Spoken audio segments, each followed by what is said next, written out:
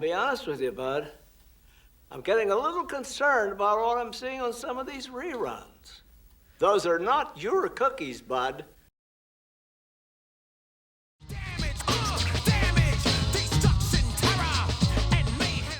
That clip was from 1998's Pleasantville. An awesome film, by the way. I highly recommend it. Anyway, that line and the title of this video summed up my feelings after watching the Star Wars sequels, all of which took turns retroactively and uniquely violating George Lucas's original scripts. And the worst offender was The Rise of Skywalker. Of the many violations of the sequels, and there were a ton, this was the worst. And this was unforgivable, because this was an act of theft. We've decoded the intel from the First Order spy, and it confirms the worst. Somehow Palpatine returned.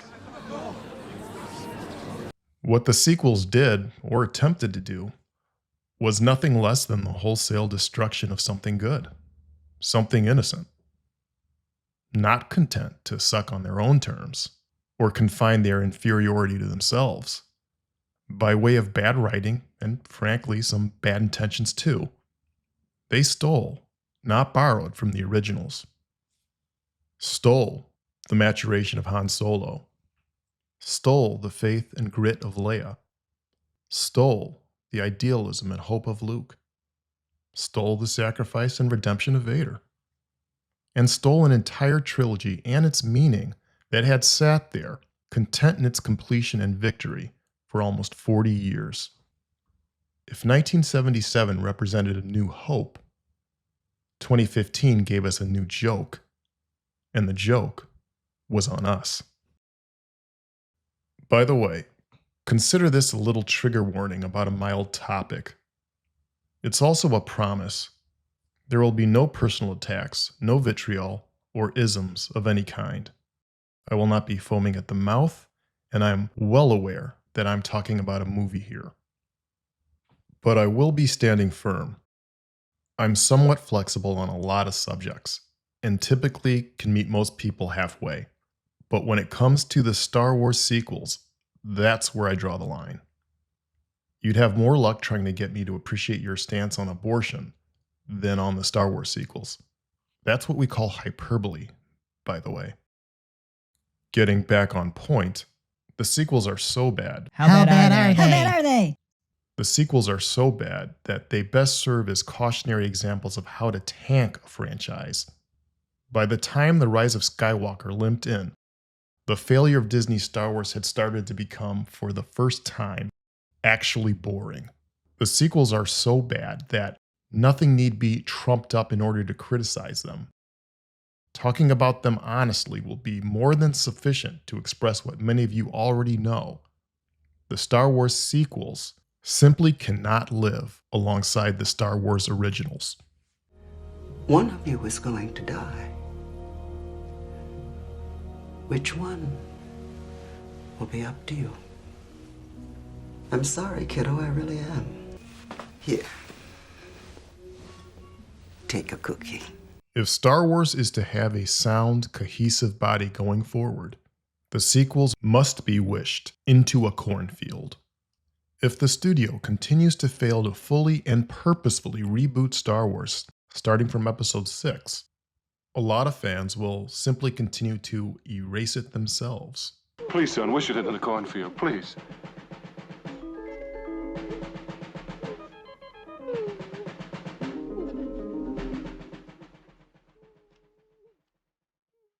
This means that nothing going forward can be attached to any timeline connected to the sequels. You either end the sequels or you end Star Wars itself. They have to be removed from canon because they're not good enough. They cannot claim the same space because what's happening now is not Star Wars. Search your feelings, you know it to be true.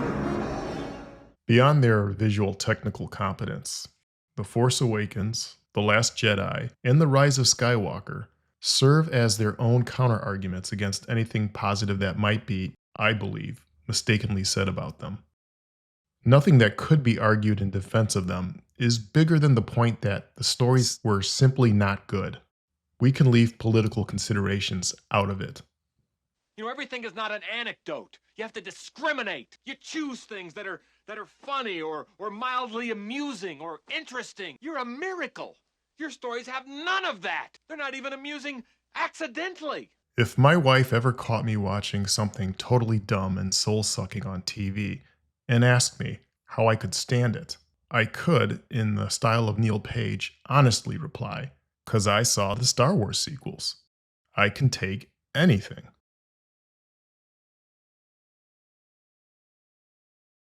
I don't care that you paid for it, Disney. I don't care that you spent a king's ransom to get it. This was not your story to modify. These were not your cookies. These were George's cookies. And they'll always be George's cookies. At least the ones that weren't burned.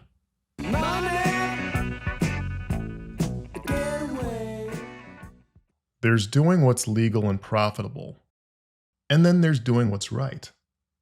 And what Disney did was a violation of an unwritten artistic code. Do not, either by vandalization or proxy, change the meaning of someone else's work and call it by their name.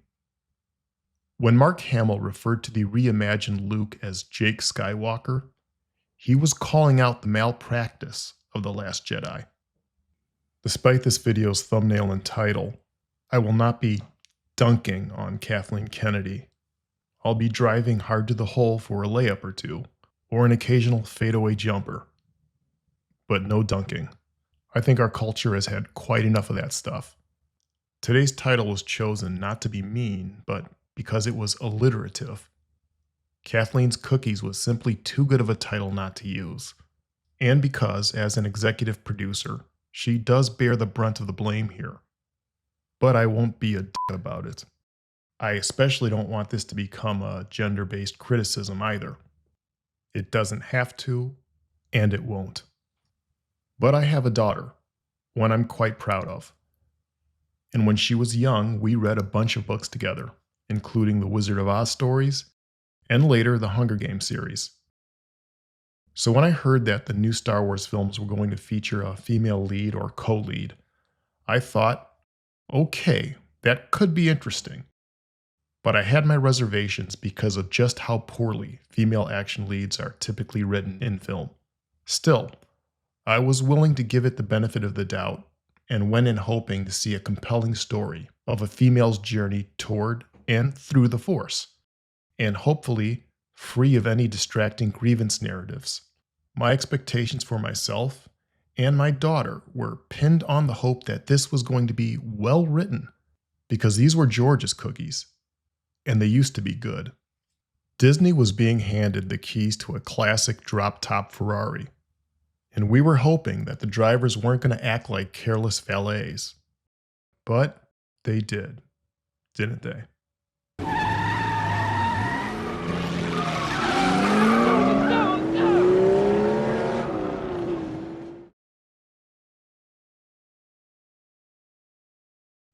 You know what's funny about Star Wars? The original films were about the next generation helping course correct and ultimately redeeming the shortcomings of the previous generation, and in doing so, saving the entire enterprise and making every step taken worth the trouble.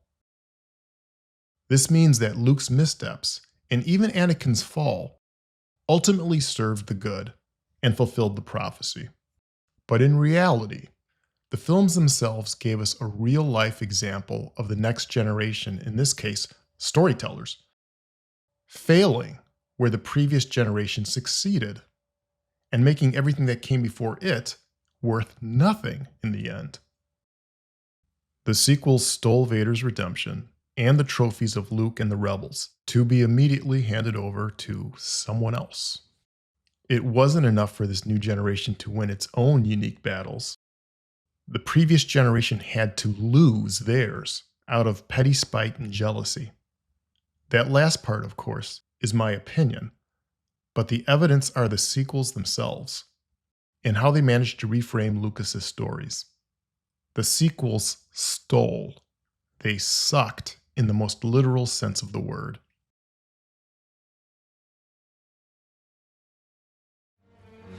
Somehow Palpatine returned.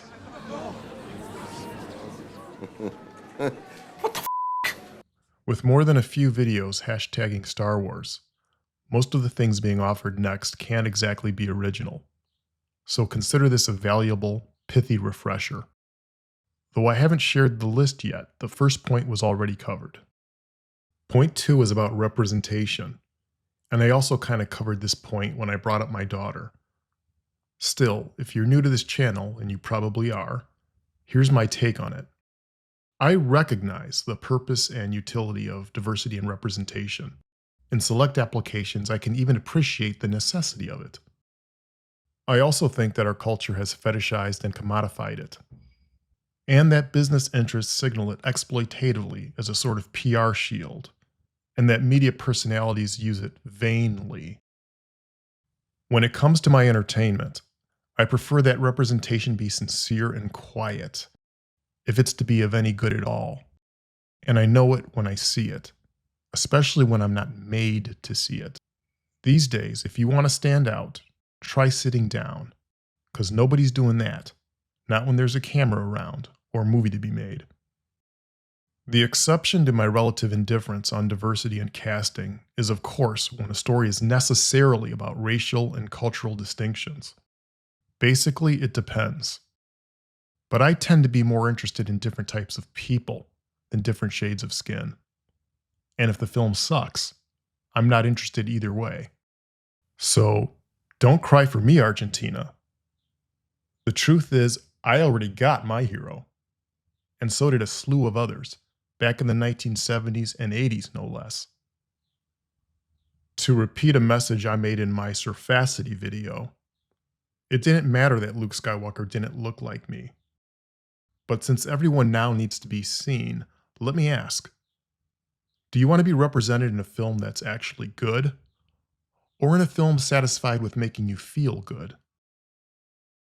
Because it seems really hard to get both, when appeasing racial and gender considerations are made to be such important parts of the process.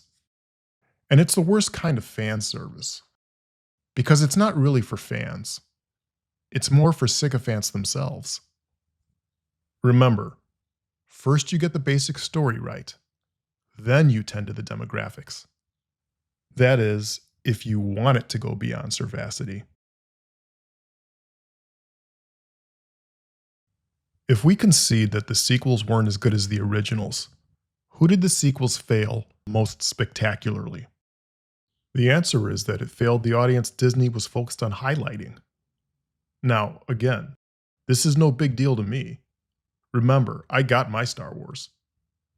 But those who value external factors more than I do, you all didn't. You've been cheated.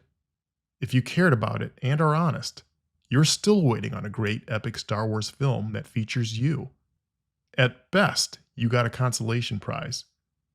And old school Star Wars fans didn't do that. Disney did. Failed they have. It up for the whole world to see they did. Mark Hamill, Carrie Fisher, even Harrison Ford were not household names when Star Wars debuted. And with exception to, perhaps, Harrison, these were the roles that would turn out to be their most definitive and iconic. And it's only because Star Wars and the 80 sequels made them so.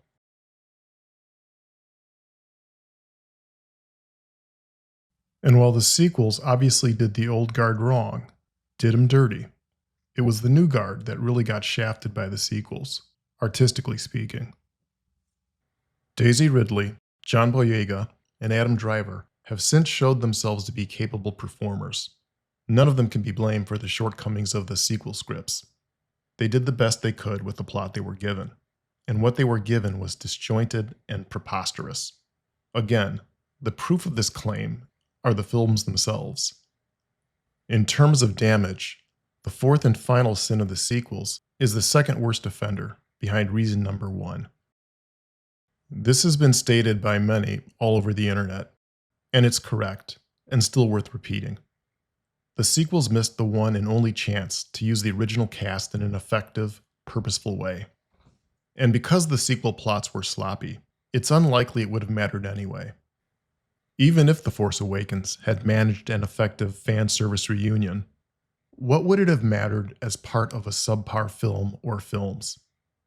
The whole purpose and impetus for a reunion existed because the source material created a genuine demand for it, and more stories like it.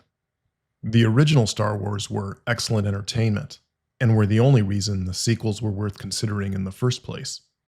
They were so good that people kept coming back in search of a magic that evaporated in 1983. And going forward, any substantive, emotional momentum for future Star Wars films will be pinned on the devotion created by George Lucas's 3 original scripts. Any other buzz or income will most certainly be the result of expensive marketing, but not its own magic. Had the Star Wars sequels existed without episodes 1 through 6, and especially 4 through 6, they would have had a much tougher time justifying their own follow-ups or achieving the financial success that they did. Much like the characters of their films, the sequels thrived off of the stolen valor of their predecessors. In terms of artistic merit, the sequels were a hollow victory and were propped up by a foundation created by George Lucas a long time ago in a galaxy far, far away. If Kathleen Kennedy doesn't deserve exclusive credit for the past projects she's been associated with, many of which were excellent, then she certainly doesn't deserve exclusive blame either. This was not an indie film. She may have been the tip of the spear, but she wasn't the spear itself. Visionary work usually has a singular point of origin, but clusterfucks like the Star Wars sequels, that takes teamwork.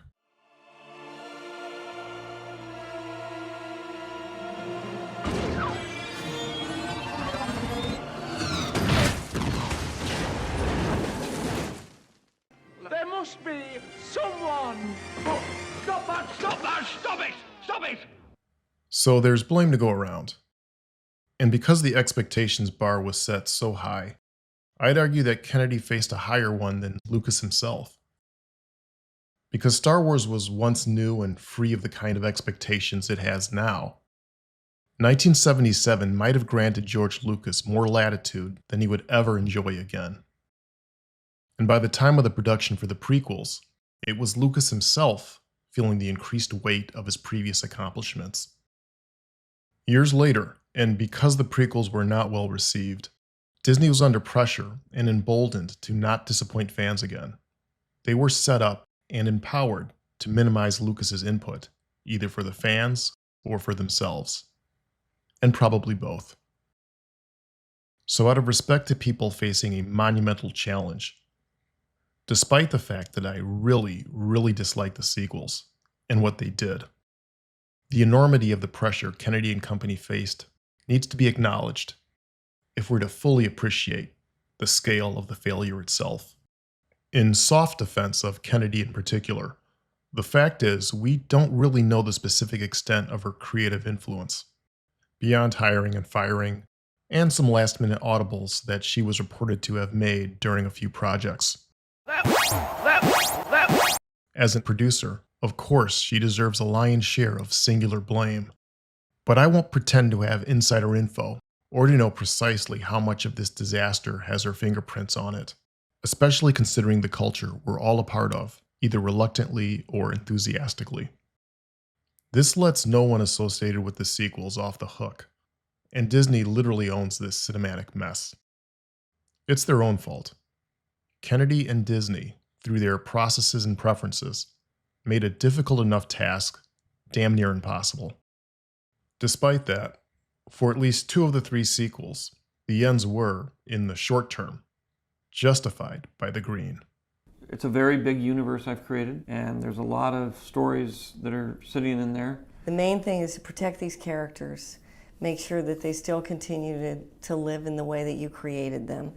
Star Wars, as conceived by George Lucas, arrived as a byproduct of personal inspiration over external considerations, including money. I'm not suggesting he wasn't financially motivated, but he certainly seemed to favor the integrity of the story, at least a bit, over sales.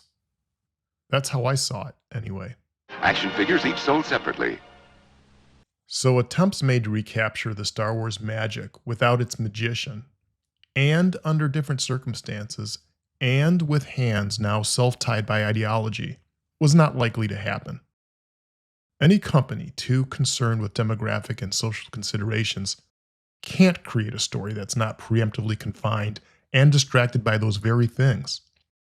Things which, in and of themselves, can be fine, provided they are the well-considered points of the story itself. Great films, certainly, can be made with consideration to social concerns.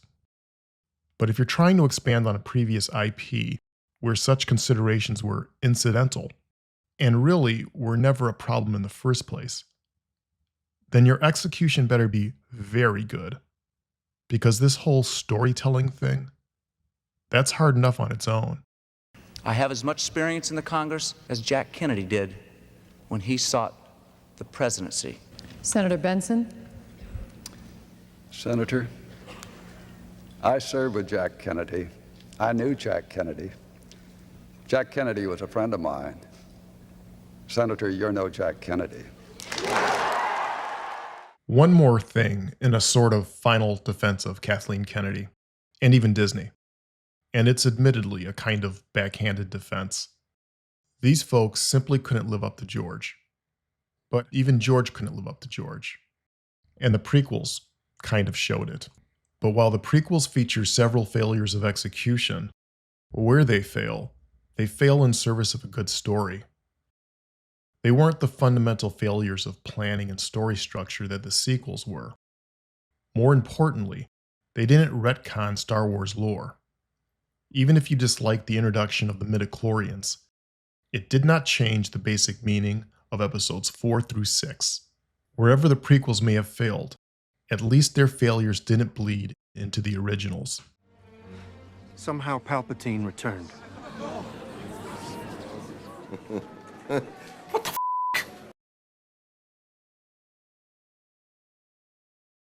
The failure of the Star Wars sequels as stories is a familiar pattern, and it goes well beyond filmmaking. It's an automatic rule. When your values are messed up, your actions, in consideration of those values, makes a mess. It's not that race and gender aren't important. They're contextually important. That is, they can be. And you can write compelling stories about that, if you want to.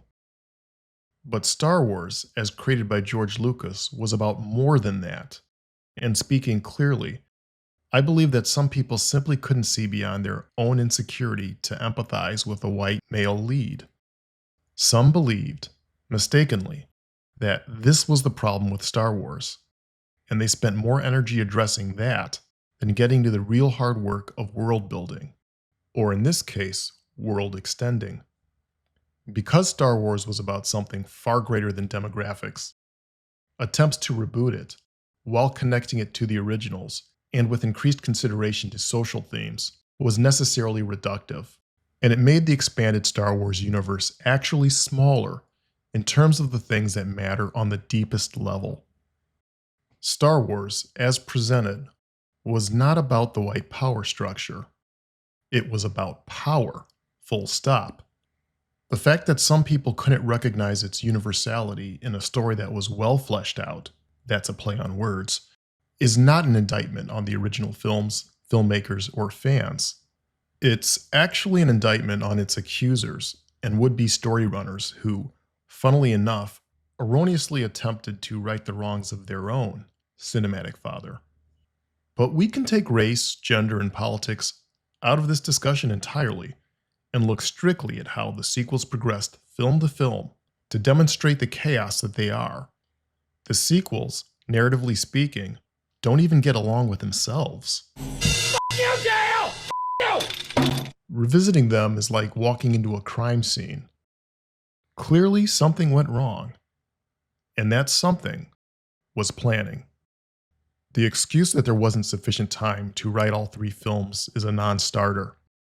Because while the sequels are 3 films, there's supposed to be one story. And that story should have been conceptualized before it was released. Unless you're a god-tier creative genius who can deliver a ninth-inning home run that somehow manages to neatly tie everything together. You simply don't operate this way. These are supposed to be pre-connected, dramatic, long-form narratives, not some cobbled, unfocused, isolated chapters we'd expect from a TV sitcom. Star Wars is a plane that you don't build mid-flight. At the least, you need general story treatments, and you proceed with them in mind, toward a predetermined destination. The Star Wars sequels didn't even manage to decide on its primary antagonist, and for the apologists who might strain to argue that this approach was a subversion of expectations, and that it delivered an unpredictable ensemble cast of villains, I call BS.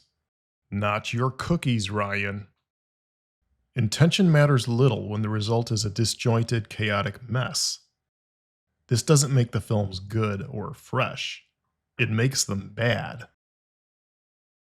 The need to be different does not absolve a creator the responsibility of actually being good. Originality can be awesome, but you either rise to the occasion or leave it to someone who can.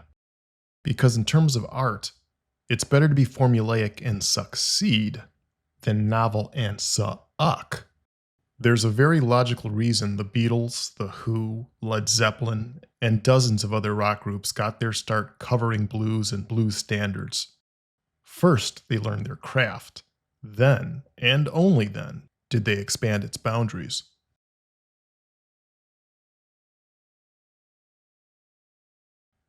In response to the consideration of tight deadlines and aggressive expectations from Disney's shareholders as some kind of justification for insufficient planning, I'd simply counter by saying, considering Disney's vast resources, that there was more than enough time for planning and to secure the kind of talent needed to make something at least acceptably good. The evidence that there was more than enough time to get the Star Wars sequels right can be found in the ready-made examples of cinematic quality, long-form entertainment television programming, particularly in recent years. The Sopranos, Game of Thrones, Breaking Bad, all come to mind. It's very easy for us to find hundreds of examples of shows or miniseries that have a singular narrative, and within just one season, manage to account for considerably longer stretches of airtime and storytelling than 3 above-average length movies. The 3 Star Wars sequel films combine for 7 hours and 11 minutes of story, according to math, while the first season of Game of Thrones nets nearly 9.5 hours of long-form, non-episodic storytelling. The point is, whether or not the sequel scripts were to be adaptations or original, there was time to generate a story capable of satisfying the breadth of a film trilogy. There are simply too many examples of these all over the TV streaming landscape to argue otherwise. And I'll leave this at that. That's not fair. That's not fair at all. There was time now. There was all the time I needed. It's not fair. The third and final of these unforgivable sins was the first on the previous list of general grievances, making it the alpha and omega of the sequel sins. All of the previous violations contributed to the retroactive redefining of the originals and finalized Disney's theft of Star Wars. In terms of movie history, it's kind of a big deal. The only way to undo this act of cinematic vandalism is for us to simply reject the sequels. In our mind, poof, they don't exist. Personally, I don't and won't watch anything that attempts to connect or establish any parts of the sequels, because to acknowledge them is to validate the destruction of the meaning of episodes 4 through 6. And Star Wars doesn't have the luxury to suck and retain the regard of diehard fans of the original. You simply cannot respect the original story and the sequels simultaneously, for all of the reasons listed earlier. You can enjoy them separately, I suppose, but even that's a task, one that's not worth my time or money. If Hollywood and Disney don't remove the sequels from canon, we simply remove it from the collective cultural canon, via indifference. And I think that's already started. Because the sequels, unlike the originals, are unworthy of being preserved, either by the Library of Congress or the public. I'm a pretty big Velvet Underground fan, and a final album called Squeeze was released after the departure of its founding members. I've listened to it. It was meh, and was Velvet Underground in name only. It was kind of like the sequels to Star Wars, only not as bad. You can hear it on Spotify, but good luck trying to find a pressed copy. It simply went away because it wasn't good enough. Moving on. Push, push, push. But hey, it's a free empire, man. So you do you. But if it's defending the sequels, please lower your blinds and do so in private. Meanwhile, I'll be somewhere watching Luke and Company save the galaxy and defeating the Emperor, once and for all, the way George wrote it. What if someone else beside you came to you and said, I want to make episode 7? Could you see that happening? No. No, absolutely, positively, you're really closing the door without any wiggle room whatsoever. Right. There is no episode 7. You're goddamn right. Anyway, that's all I've got for today. Wait a second, sorry about that.